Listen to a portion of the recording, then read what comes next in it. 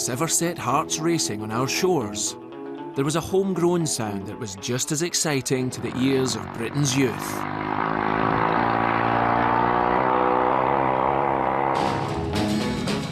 By the 1950s, British motorbikes were the fastest, most desirable and coolest thing on two wheels anywhere in the world.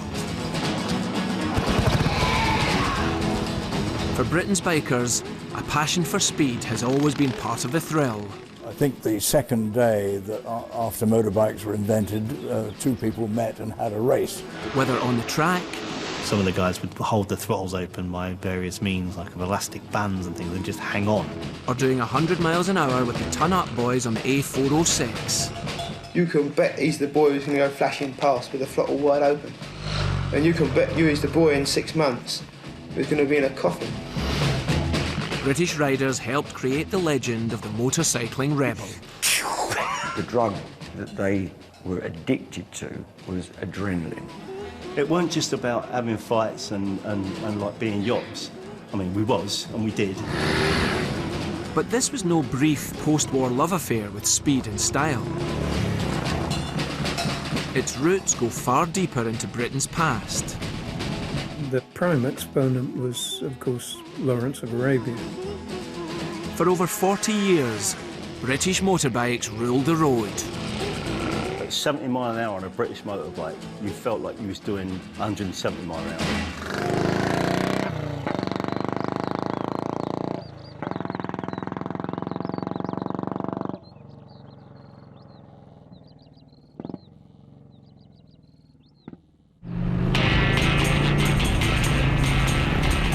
It was in the early 1960s that British motorbikes entered their most notorious era. Rockers had an unruly and threatening reputation. The press was full of tales of transport cafes stuffed with young men who liked nothing more than tearing up bypasses at 100 miles an hour. That post-war generation didn't want to go to the pub, listening to pianos and whatnot. It wasn't for them. They wanted excitement. They were living a time known as the jet age. Let's pass a test and let's be a ton-up boy. They were known as cafe racers, and their most notorious hangout was the Ace Cafe in northwest London. 16, you can buy your first motorbike, so straight away you pass your test. I want to try it, 500. Then you're ready for the Ace Cafe. The Ace was a somewhat down-at-heel transport cafe, legendary among leather-clad bikers for its jukebox stocked with killer sounds of the day. The spoon that served the sugar was nailed to the counter. Most of the furniture was nailed down. The jukebox was nailed down. But what made it truly infamous was the high-speed road that ran right past it. London's North Circular Road became the Ace's very own racetrack. The party piece was to come past here flat out. Tales of high-speed dares cemented its place as a social menace in the public eye. The thrill that earned ultimate bragging rights was a jukebox race. A rider's challenge timed to the length of a pop song. Come in, jukebox, coin in, up to the hanger lane, dual carriageway, do a U-E and down before the record stops. So you just come out the Ace Cafe, flat out, turn, flat out back. The dangers were obvious, but a whole generation of young bikers couldn't get enough of it. However, motorcyclists hadn't always been seen as the scourge of society.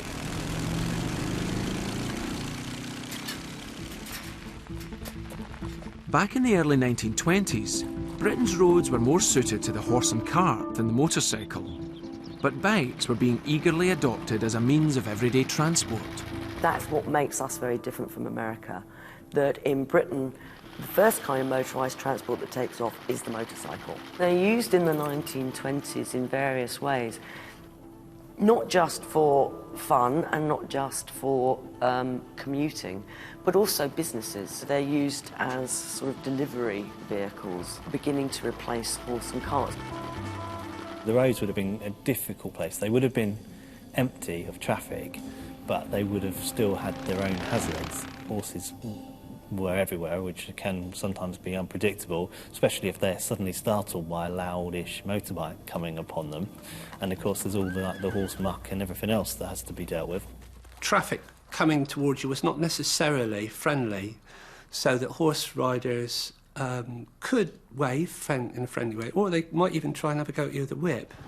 You have this ideal of thinking back to it of being beautiful, open, sweeping roads, but actually a lot of the time it would have been on little more than goat tracks, avoiding potholes, trying not to fall off, and missing stray dogs. As roads were gradually tarmacked and petrol stations began to appear, there was something stirring in the biker psyche. For a war-torn generation, bikes promised thrills and speed like nothing else. And when guys had lived through the horrors of the First World War, then going fast on a bike was just exhilarating. It wasn't anything scary about it, because you weren't being shot at while you were doing it. So, speed was an exhilaration rather than something to be afraid of. Speed freaks then were known as promenade Percies, and riding fast was an addiction that thrived, despite the perils. Bikes were a little bit hairy, probably more dangerous proportionally than cars, than if you compared the two today. And all of a sudden, an average guy could get that same sense of exhilaration and speed and kind of progression and movement that only a very few incredibly wealthy people who had access to planes or fast cars experienced previously. That sort of freedom to be in control of that, even relatively modestly powered machine was like a trip to the moon, I suspect. Riding fast on Britain's barely usable roads, with no speed limits, attracted a certain kind of adventurer, none more so than T.E. Lawrence. Known as Lawrence of Arabia for his exploits in the Middle East during the First World War, he struggled to find a place in peacetime life. He had grown weary of the press attention his war heroics brought. Thrashing along on a motorbike offered the escape of adrenaline thrills and a chance to avoid the limelight. Lawrence was the original ton-up boy. He would ride from Bovington Camp to London and back again just to do it. And when you imagine the roads of those days, it's unthinkable. He wrote, "When my mood gets too hot and I find myself wandering beyond control, I pull out my motorbike and hurl it at top speeds through these unfit roads for hour after hour.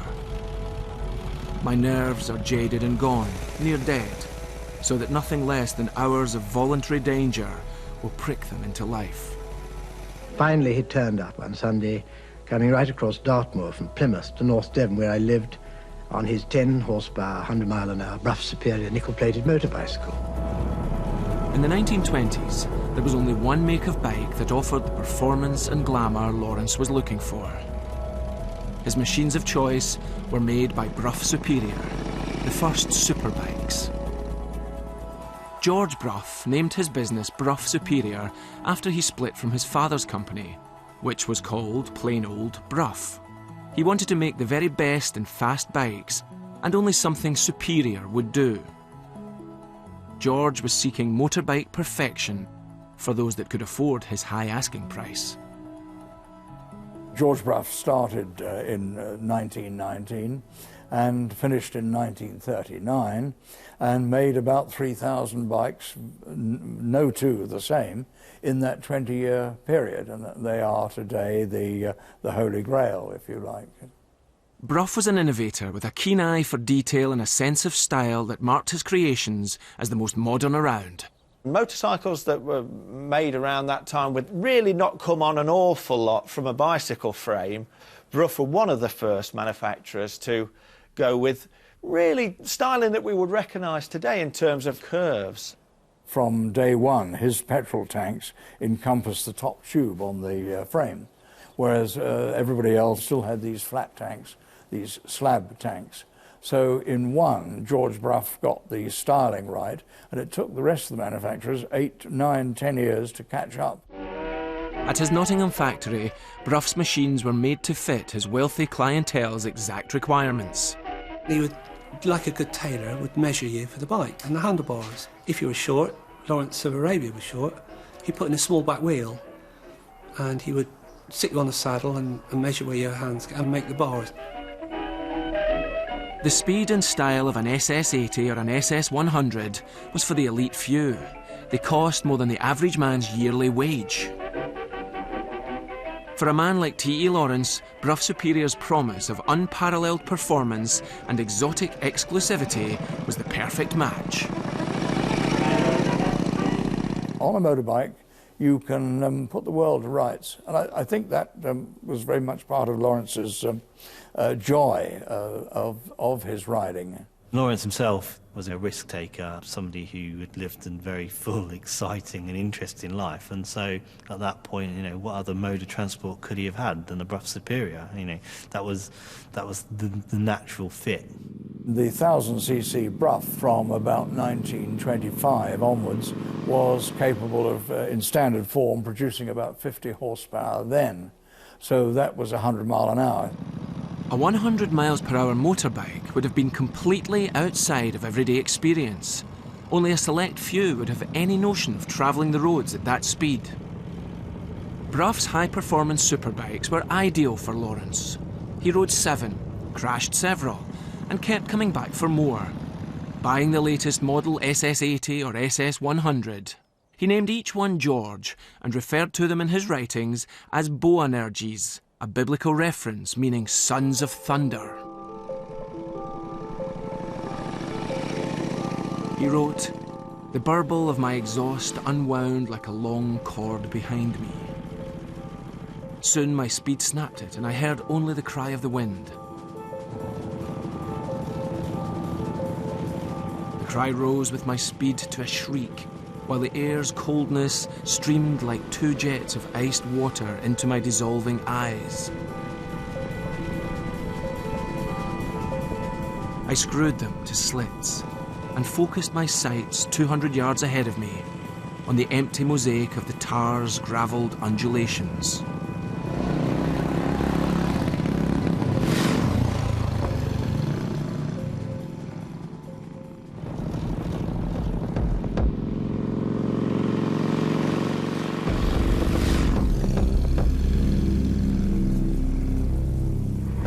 Although he'd survived several crashes relatively unscathed, in 1935, Lawrence and his beloved Boanerges finally ran out of luck. I heard the motorcycle coming back. I heard the engine suddenly race and then stop.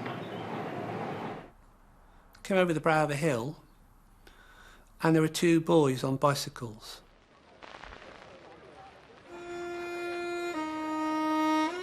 Suddenly, this man who faced death a score of times in Arabia meets a tragic end on a peaceful English country road. Swerving to avoid the boys, Lawrence had come off his SS100, causing serious head injuries. He died 6 days later. Like many riders, he never wore a helmet. Appalled at the needless death of a war hero, the doctor who attended Lawrence began researching the use of crash helmets. As a result of Lawrence's crash and the head injuries that he'd sustained, the surgeon campaigned quite vigorously after that. If he had been wearing a helmet, he would have been fine. As a direct result of that, and quite a long time later, helmets did become compulsory.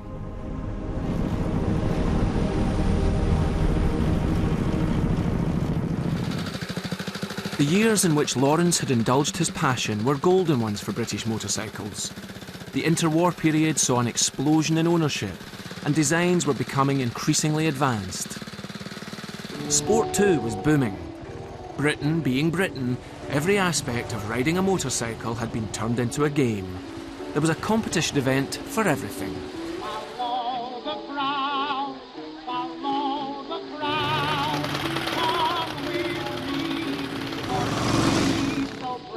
The sporting side of it was a big thing, and it wasn't just racing, there was all the club side of it. Every person who was into motorcycles in the 20s would have been in a club. There would have been this huge community, and they wouldn't have just raced. They would have done sort of hill climbs and grass tracks and kind of, they used to do trials, and they'd even do like pillion trials where you'd have someone on the back of the bike to do a trial, and long distance trials, and there was always some kind of club involvement in it all.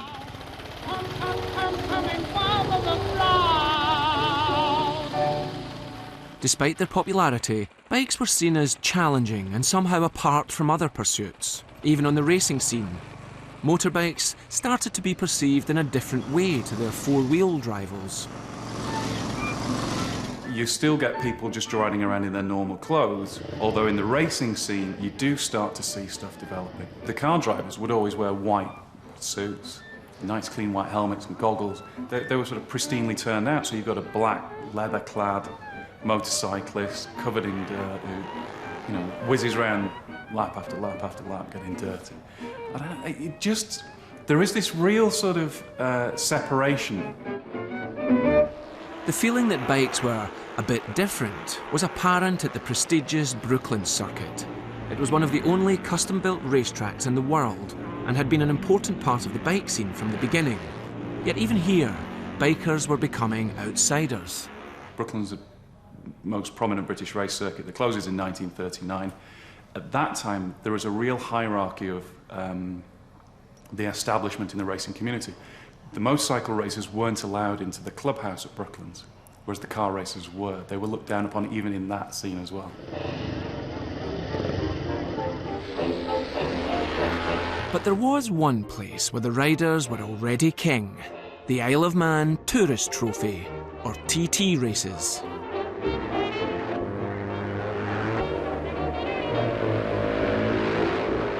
The event was founded in the early 1900s on the Isle of Man, after racing on the roads in mainland Britain had become outlawed. The place became the spiritual home of British bikers. Raced over a 37-mile mountainous circuit, the TT was a challenging time trial against the clock, testing courage to the full. There really is nothing else like it in the world. There wasn't back then, and I guess there isn't now. The TT races are about to begin, and all the competitors are lined up. There's a great deal of activity going on at the moment around the starting point. The rider would come face to face with the starter, who would have his flag in the air, and the guy would set his bike as he wanted it to start. Oh yes, the starter's flag is going up, and he's watching his chronometer, ready to give the signal for number 1, that's Frith, to start on the stroke of 11. And there goes the starter's flag, very clear sight now. As the flag drops, he would push, run, with the clutch held in, then he'd let his clutch out and jump onto the saddle. And he would be hoping that it would fire and run straight away and off he'd charge. And most of the time, especially the top guys, they would. Number 2.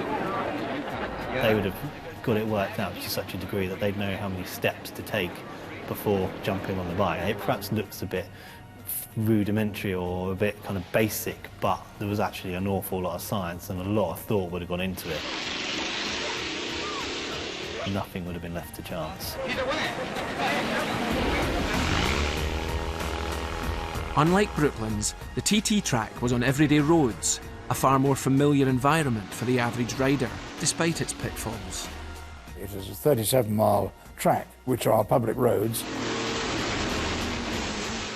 with hairpins and hills and bumps and villages. A rough road surface with drain covers and curbs and walls and hedges. Over a mountain, the variation of the course itself, the different conditions. It's at Ramsey that the mountain course begins, the hardest part of the run. And incidentally, the course passes through some of the most beautiful scenery in the island. But you may be sure the fleeting riders are too occupied to notice it.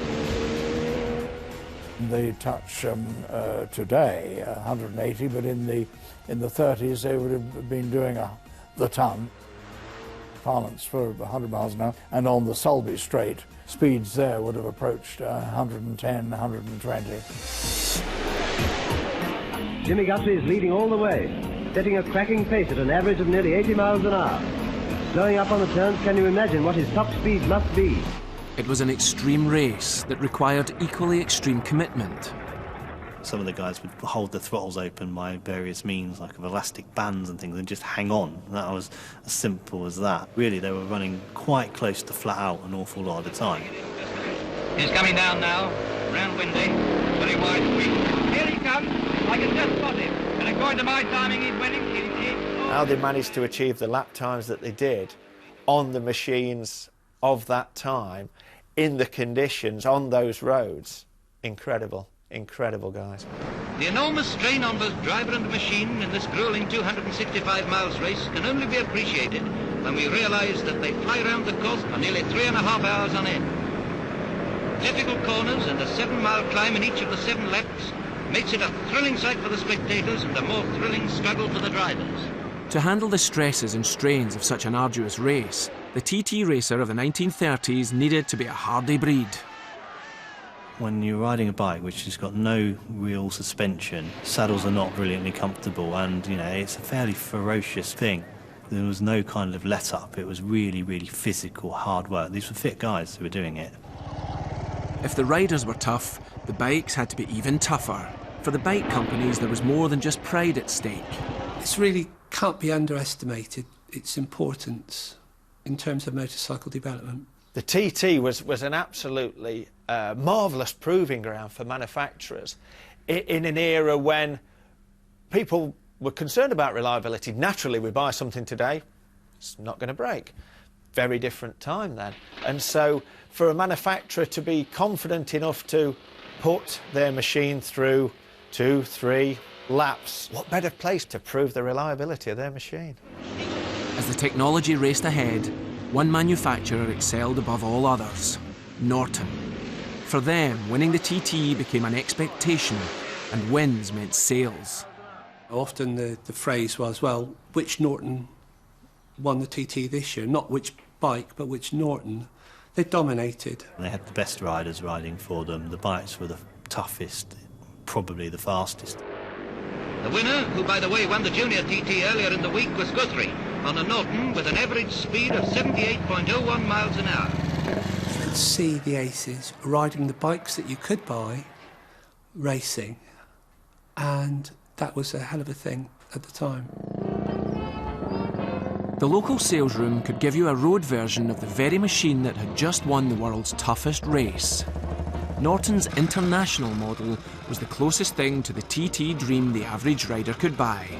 But Norton's winning streak would be rudely interrupted by world events.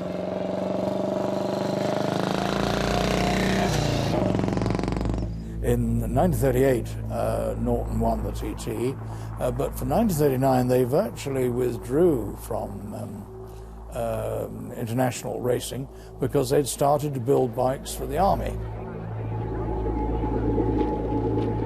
In 1939, as Britain geared up for war with Germany, there was another team waiting to take Norton's place: BMW.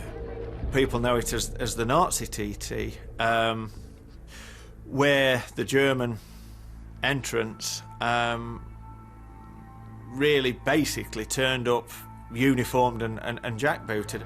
The Nazi Party had taken control of German motorsport, investing heavily in racing technology. BMW had the world champion George Meyer, and bikes that were far ahead of the competition. German government, of course, were behind their car racing and their motorcycle racing efforts, and in the motorcycling that extended to all classes. With BMW in the 500, the German bikes were actually very good with their shaft drive. With no Norton factory team to rival them, BMW won first and second places in the senior race. BMW did win that race, exciting race, no bones about that, and the Germans, that was the first time, if you like, that they'd planted a flag on the top of our mountain.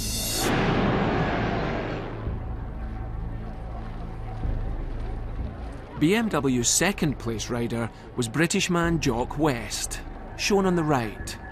He chose not to join in with his team's victory salute.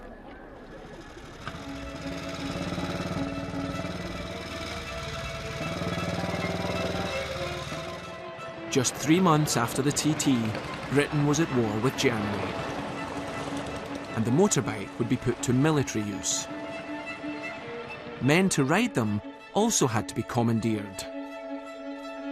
Ron Arnold was one of them. I had no thought at all of riding a motorcycle. Before joining the army, I couldn't drive. I had to specialise in something. Everybody had to specialise. So I became a dispatch rider. In addition to mechanical systems, the human method of communication still ranks very high in modern war. The dispatch rider is most able to cope with rapidly changing conditions. Upon his shoulders rests the responsibility of maintaining contact between the many positions in the field, even before the more permanent methods of communication have been established. I think they first gave me a BSA. Known as DRs, dispatch riders and their bikes were expected to operate in any weather conditions and deliver messages wherever they were ordered to.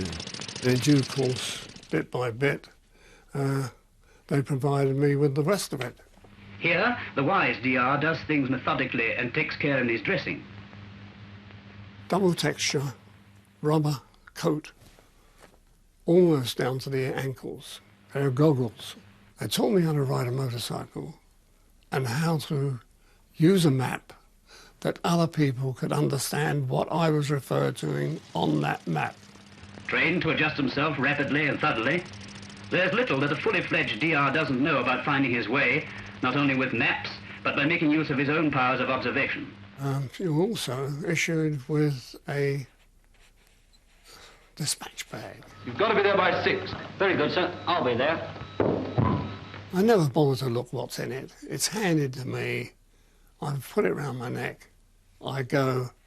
I deliver it to my officer. As well as his supposedly weatherproof uniform, the dispatch rider depended on his bike. Birmingham Small Arms, or BSA, were the most common bike in the field, but not always the most popular. I found the BSA quite cumbersome. It'd be a good road bike, but we're mostly going cross-country. Roads are on German maps. The SDR memorises the route, taking care not to mark his map, and heads towards the village. There's the road I came along. I'd better get another landmark to make sure. There, that church.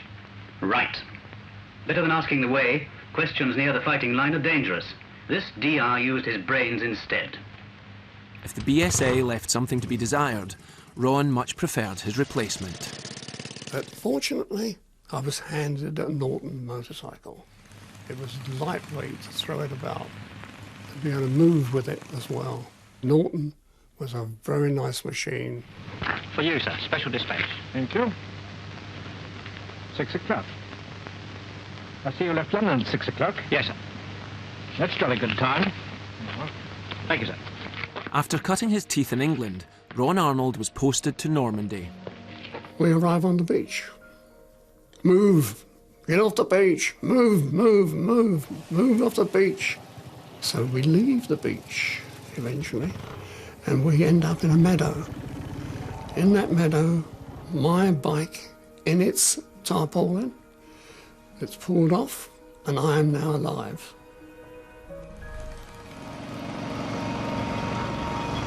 In the Second World War, Britain used more motorbikes than any other country. By its end, the manufacturers had made more than 400,000 of them. Throughout the conflict, British society had been exposed to motorcycles like never before. Both the clothing and the machines that had been made for the army would have a lasting impact on how the public viewed bikes in the post-war years. In peacetime, as the bike industry began picking up the pieces, new machines were mostly for export and therefore hard to come by. But it wasn't long before Civvy Street was awash with second-hand bikes and ex-War Department stock sold on the cheap. A lot of surplus motorcycles were converted back to civilian use. You know, were repainted from army khaki into any colour as long as it's black kind of thing, to get Britain mobile again. We're getting a proliferation again of bikes. We've got the ones now from the 20s and 30s. Obviously, the second-hand market grows, the more bikes there are around. So they're becoming more available. In amongst all the austerity, there was a dream bike that offered a glimpse of what the future might hold. A hand-built fantasy for motorcycle fans that contrasted deeply with the world around it. The bike to end all bikes. The Vincent Black Shadow. It was the ultimate, and rightly so, you know. They're building an atom bomb. Blow me out this place. They're building a bigger bomb. What a crazy human race. They couldn't find a road fast enough to test it on, to do that, even though there was no speed limit then. They used to do all the testing on the A1 at dawn. Its standout feature visually was it had a all-black engine and it had a 5-inch speedometer. No! Did you ever hear such a noise?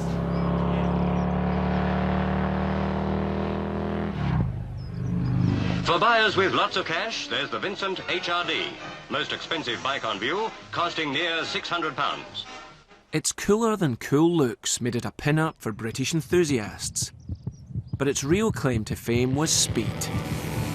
A highly tuned version of the Black Shadow was taken to the western US state of Utah in 1948, and on the Bonneville Salt Flats made history. The American rider in the desert, stripped down to a pair of bathing trunks, and flattened himself along the tank and the seat of the bike and rode at 150 miles an hour like that, and in a straight line. I mean, these guys were heroes.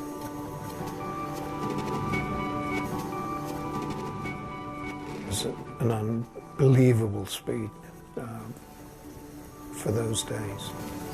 Vincent's design stood out in an era of making do as a symbol of progress and engineering skill. They were in another quantum leap in terms of performance. Even on British roads, unthinkable speeds could be achieved. To be able to do 110 was incredible, but to be able to hold 110 with no bits falling off and nothing going bang was phenomenal. Record-breaking speed and technical innovation didn't bring the Black Shadow social approval. Bikes had a bit of an image problem, and despite Vincent's state-of-the-art designs, they ceased bike production in 1955. It wasn't like having a sports car. Even though it was horrendously expensive, it was still a motorbike, and tarred with that brush. Britain was also changing. Society was on the move. Expanding road networks and new out-of-town suburbs drove a boom in the demand for personal transport. As consumerism took hold in the 1950s, the middle class increasingly wanted cars rather than motorbikes. Cars were aspirational status symbols, and they kept you warm and dry. Every man's got a car. Poor man, a rich man, you can't keep the poor man off because he's a poor man or a working man. He's just entitled to have a car on the road as you are. And it wasn't just aspirations that were evolving. If grown-ups wanted cars, there was a new group that would take motorbikes off their hands. Teenagers. We're gonna jump, little children, jump. We're gonna jump, little children, jump. We're gonna jump, little children, mother and father's gone. You're beginning to get youth subcultures emerging after the war. And it's part of a whole debate in society about these new youths, these young people who are having more money, who are having more independence. The old traditions of respect, whether it's for your parents, for the church, for the establishment, for parliament, whatever, all of those things are under threat in the post-war period. Motorcycles and scooters, of course, become part of that youth generation. Mom and Papa gone.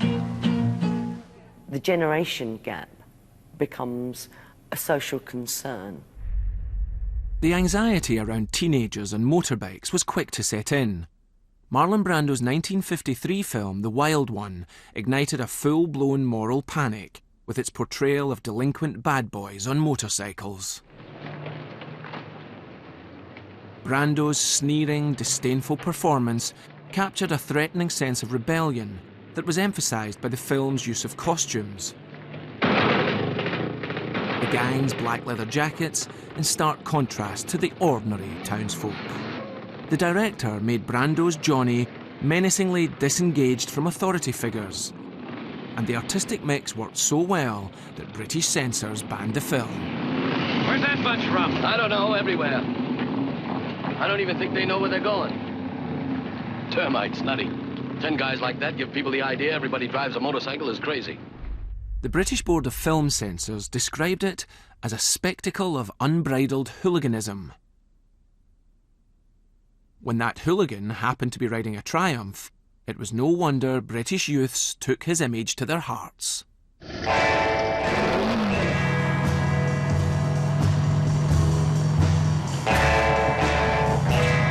For teenagers, bikes were a way of marking themselves out from the rest of society. They might not always have been able to get the fastest and flashiest around, but for some, it became a lasting love affair. I was 14 and it was a Norton 600 and it had a sidecar on it and I gave 10 bob for it. My first motorcycle was a XWD 350 matchless. When you're 16, it gets in there permanent for the rest of your life, like riding a bike.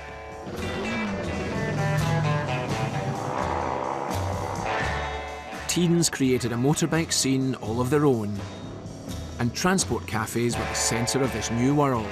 Racing from venue to venue, the cafe racer had come of age. Young people are hanging out. I mean, maybe they're not old enough to drink yet, they're not able to take part in pub culture, but they also don't necessarily want to be part of pub culture, which is association with the older generation. I mean, them days then it was coffee. No one drank. No one would drink a beer. No, no drink. Drugs. What's drugs? No one knew what drugs was. But it was clean. It was good, clean fun. Cafe racers spanned the country. There was soon a place for riders to hang out in every city. The notorious Ace Cafe's position on the inner London Ring Road made it the pit stop of choice for many of the capital's young riders. It was whizzing around North London, could be in Birmingham or Manchester. Huge demographic explosion, fast bit of road, neon, a soundtrack, then new soundtrack, rock and roll music. And you've got the Busy Bee, you've got the Ace Cafe, and they're going to be riding their bikes backwards and forwards to them. They're just whizzing around from cafe to cafe, hence the term, cafe racer. You finish work, had your dinner, 8 o'clock, time to go.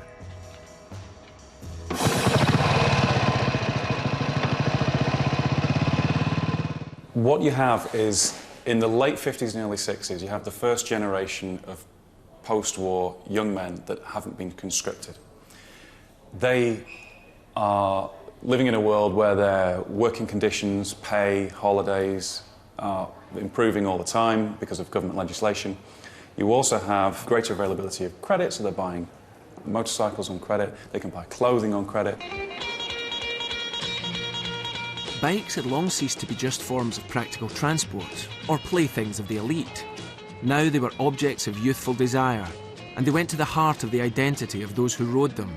Like any new social scene, biking would develop its own strict styles, code, and culture. Don't mess with my ducktails. Don't mess with my ducktails. If you mess with my ducktails, I'll get so mad at you. The image of a rocker back then was motorbike boots with white socks going over. The actual reality of it was you'd be quite posh to be able to afford proper motorbike boots. A lot of the lads I hung around with, they either wore Wellingtons, but turned down. It was a fashionable thing. Or ex-army boots. Light blue jeans were a thing that rockers were synonymous with, but that's because they was cheap. The look of the ton-up boy and rockers didn't always have room for crash helmets. Some people just didn't wear them because they didn't really take much attention to risk, or there was just too much of an expense. Some did. Generally, we only wore a crash helmet if you knew it was going to be really cold, or if we was going on a long run. So if we was back in them days, a long run would be Brighton. The bikes weren't so reliable. But you wear a crash helmet, not for safety, but for more to keep the elements at bay. You didn't really wear a helmet because them days, Billy Fury days, and a crash helmet mucked your hair up. The thought of putting this thing on you, A, it didn't look so good.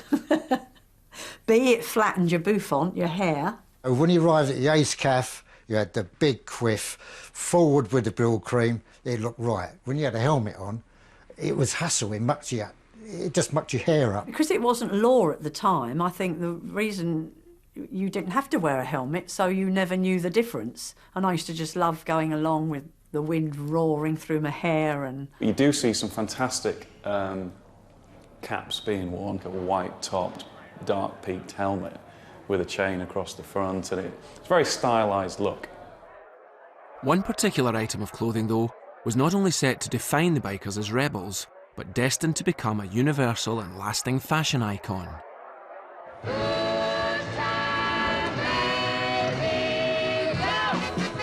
If you could afford one, a leather jacket was the essential bike accessory.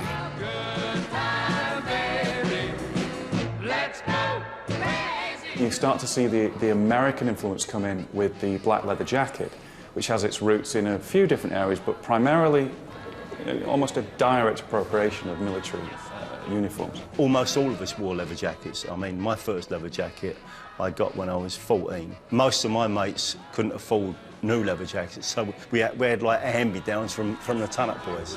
Often bought from military surplus, it was these symbols of rocker life that disturbed older generations.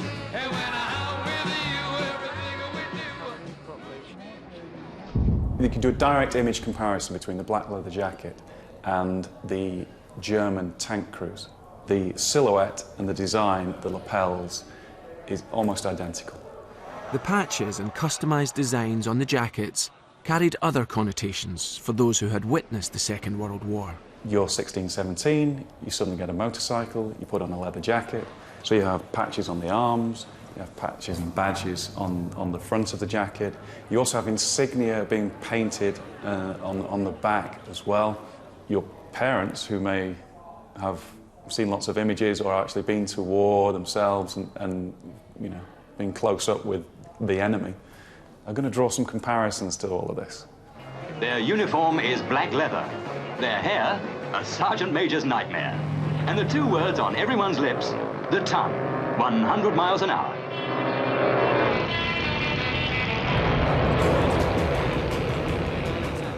The growing distance between the leather-clad upstarts and wider society became most apparent when the rockers got on their bikes. Roads were a Wild West frontier of unrestricted speed. We used to race from one roundabout to the other, and you go up and down there, and we found that you went up and down 4 or 5 times, and someone would have phoned the police, so the police would arrive, so you go up and down twice. The cafe racer lifestyle was a dangerous one. Britain's roads were being improved, traffic was growing, and around transport cafes, leaking lorry oil added to the hazards of riding fast. No, you don't think of risk. I don't think of risk now. Youngsters wanting to show off to each other will come past here flat out.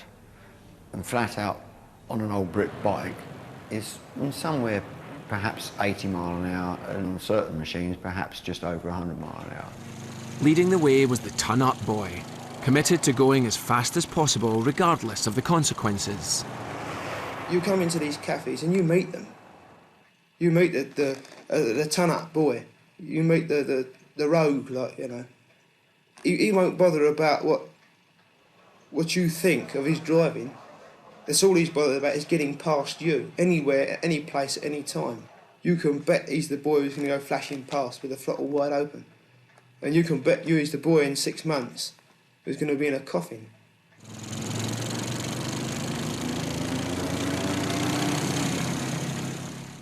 Yes, really, I was a ton-up boy. When you was a ton-up boy, it was Speedo. You looked at the Speedo 90, 91, and it gradually crept up 100 mile an hour, and then you think, I've just done a ton, you know, and that made the day because you did a ton. I had a BSA Gold Star that was actually a clubman's racing bike with lights on, and it's what I started racing on.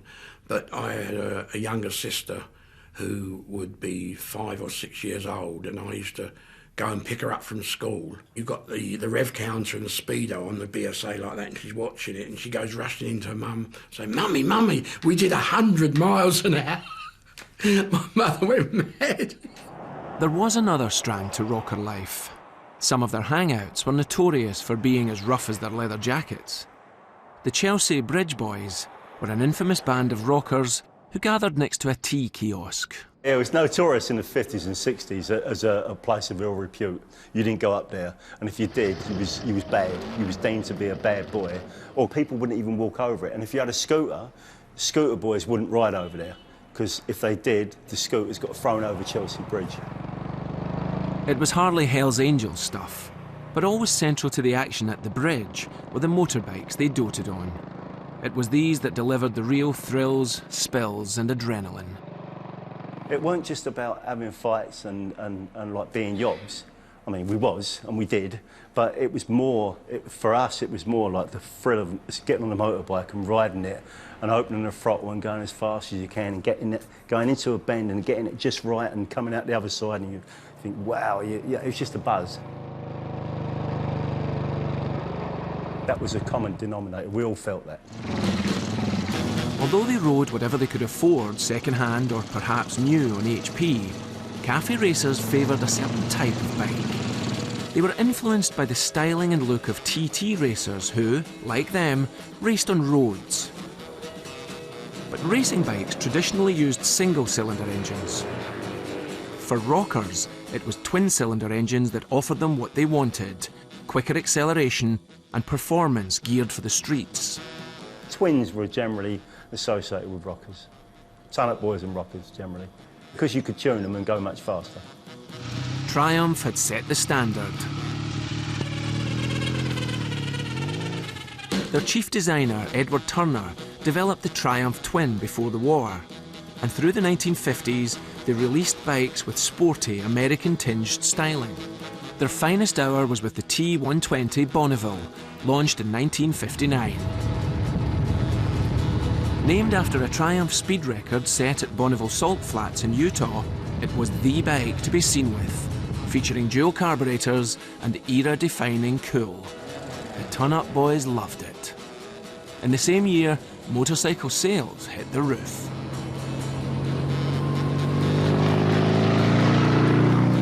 Cafe racers may have been setting the fashion for quick and stylish machines, but the bike industry only had eyes for lucrative American exports. Young riders found they had to customise these designs to make them their own. At no time did any of the manufacturers, the Triumphs and Nortons and whatnot, ever look to the youngsters and ask them what they wanted. The kids bought the machine and then adapted it to how they wanted it. It's very seldom I have a bike more than 6 months. I prefer to chop and change, rebuild. As a hobby, I don't keep them just as a form of transport. They are a hobby with me. I like to have a bike, and when I've got the maximum performance out of that bike, I'd rather sell it than keep it and install on something else. People could think that they were Jeff Duke or whoever their particular Norton hero was, John Surtees, whatever, by dropping the handlebars and putting the footrests a bit further back and getting down to it. Head down, arse up. It was a best position to be in, A, for aerodynamics, and B, to keep control of the bike. If you went into a bend and you got it a bit wrong. With a fine weekend, a powerful motorbike and a girlfriend on the back, the ton-up boys set off. 2 short days for riding high and fast, to wind and weave, and often to be a menace. Huge progress comes about as a consequence of the pursuit of speed, but it does come at a price. Cafe racers were paying with their lives. In 1960, nearly 14,000 riders under the age of 24 were killed or seriously injured. He rode into the night, accelerated his motorbike. I cried to him in fright, don't do it, don't. One lad that lost his leg. He went on the inside of a coach. The coach was turning left and so was he. It literally, as it swung in, and he ran over his bike and took his leg off. Underlying the mythical tales of teenage road races was a harsh reality. On the roads around the Ace, the casualties started to mount up. On racing Easonbridge and back, I'd do 90 mile an hour around there. And some didn't come back because, you know, Easonbridge, it was a well-known place. You could try and take it flat out there, is it possible? With the volume of traffic growing and the roads not modernised, there was a wave of popular feeling that this was no longer fun. Please wait at the gate of heaven for me. Absolute carnage on the road. The casualties went up and up and up. The pursuit of speed at one level was regarded as a noble cause, but for the mass of society, it's often regarded as a threat and a challenge. The public backlash was keenly felt by the rockers. We go into cafes and places like that, and no leather jackets. There wasn't many places we could go to, so as a consequence, we ended up in less than desirable places. We were just like anybody else. We wanted to hang around with blokes who had the same interests as us. Simple, you know. But because of the reputation, I guess our dress mode and the noise of the bikes and the aggressive way we used to ride, it kind of like it all melted into a picture which wasn't too appealing to the normal decent people back in them days. The powers that be were worried, but the establishment hadn't given up on them just yet. An inspired group of vicars had an idea to try and bring the cafe racers back into the mainstream. In 1962, the Reverend Bill Shergold would make a journey to the infamous Ace Cafe. His mission, to try and tempt the wayward youngsters to come to a new youth club and escape unscathed himself. So he plucked up his courage and set off on his motorbike into the unknown. He wrote, "I wrapped a scarf around my neck, covering up my dog collar. About a dozen bikes, ridden by sinister-looking figures in black leathers, roared past in the opposite direction. I felt almost sick with fear. I was in such a panic that I opened up the throttle and fled past the Ace as fast as I could." This wasn't where you'd expect to find a vicar. Anywhere where motorcyclists gathered was a place where normal people, respectable people wouldn't go. A few weeks later, he tried again. He wrote, "I entered the forecourt at the Ace. It was packed with bikes. Hundreds of boys were milling around, laughing and talking. This is it, I thought. I shall almost certainly lose my trousers or end up in the canal." Yet gradually they were won over by Shergold and his inclusive, non-judgmental style. Although this is a church club, its purpose is to bring together young people with a common interest, motorcycling. Their shared interest convinced the rockers at the Ace that the 59 Club was somewhere worth a look. As well as a new place to meet, it organised rallies and ride-outs, even activities like sub-aqua diving. Bikers joined in their thousands, and the 59 Club became the biggest motorcycle club in the world. For those who joined the 59 Club, it meant more than the establishment could ever have dreamed. My first moment or night of going there was definitely for me life-defining. It really was. And it kept me on a path within motorcycling for the rest of my life, really. But it was still somewhere the rockers and ton-up boys could revel in their lifestyle. By the mid-1960s, though, that lifestyle was under threat. Rock and roll seemed to have had its day. A younger generation was coming through that did things very differently. They became known as mods, famed for their love of sharp suits instead of leathers, coffee bars over transport cafes. They wanted soul music, not rock and roll, and worst of all, from a rocker's point of view, scooters, not motorbikes. How will you explain this fanatical devotion by scooter enthusiasts for their gleaming machine? You kind of like got the fact that they were good for riding on and wearing decent clothes, but it's a mod. How can you get pleasure from riding it, you think? They're like little air dryers, you know, you just, how can you get pleasure from it? It was alien to us. Mods represented progress, with their Italian scooters, a more international outlook. Rockers and motorbikes were being left behind as the rest of Britain moved on. Mods were looking to the future, and tension between the two saw things turn ugly. If you get into a fight with a mod, you've got to watch it all the time, you know. They'll pull your hair, they'll claw at you. They started, you know what rockers are like, don't you? It really has come to something when people can't take a short holiday without the threat of long-haired youngsters with knives indulging in an orgy of hooliganism. Only a handful of clashes happened between mods and rockers at seaside resorts like Brighton, but it was too late. The press and polite society had their pantomime villains. Adolescents on motorbikes became identified with thugs. They rubbed in prejudices against motorbikes that many people have always had about them. The noise, danger, the dirt and the discomfort. The rockers' misbehaviour amounted to a knockout blow to the prestige of the two-wheeled machine in this country. What do you think about society? I don't know, that bother me.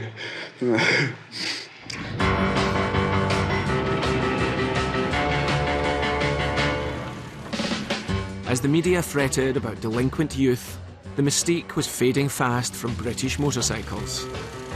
The industry began losing its battle against a flood of Japanese imports rising throughout the 60s.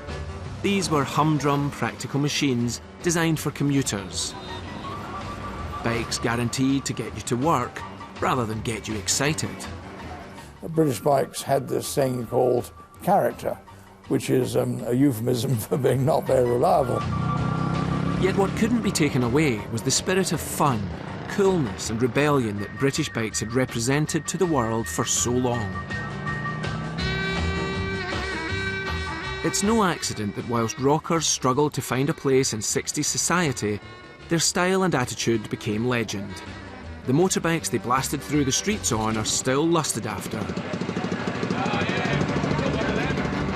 And even 50 years later, have a look all of their own. The restless energy of Lawrence, the bravery of TT racers, and the individuality of the ton-up boys took a utilitarian form of transport and gave it a very British take, a full throttle affair. You couldn't really put it in words, it was just such a fantastic feeling.